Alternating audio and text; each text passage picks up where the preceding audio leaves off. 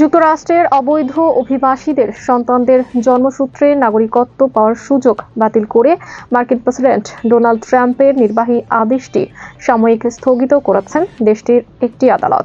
বৃহস্পতিবার ওয়াশিংটন অঙ্গরাজ্যে বিচারক জন কফেনর এই সিদ্ধান্ত নেন। সে অনুযায়ী ট্রাম্পের ওই নির্বাহী আদেশ কার্যকর হওয়া 14 দিনের জন্য স্থগিত থাকবে। গত সোমবার দেশটির প্রেসিডেন্ট হিসেবে শপথ নেন ট্রাম্প।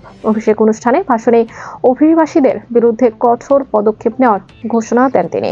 তারপর জন্মসূত্রে নাগরিকত্ব নিয়ে যুক্তরাষ্ট্রে বিদ্যমান নিয়মকানুনে পরিবর্তন আনার কথা জানান। এর আওতায় অবৈধ কোনো অভিবাসী যুক্তরাষ্ট্রের সন্তান প্রসব করলে সেই শিশু স্বয়ংক্রিয়ভাবে মার্কিন নাগরিকত্ব পাবে না। ট্রাম্পের এমন সিদ্ধান্তের পর মঙ্গলবার বোস্টনের ফেডারেল আদালতে জোটবদ্ধভাবে মামলা করে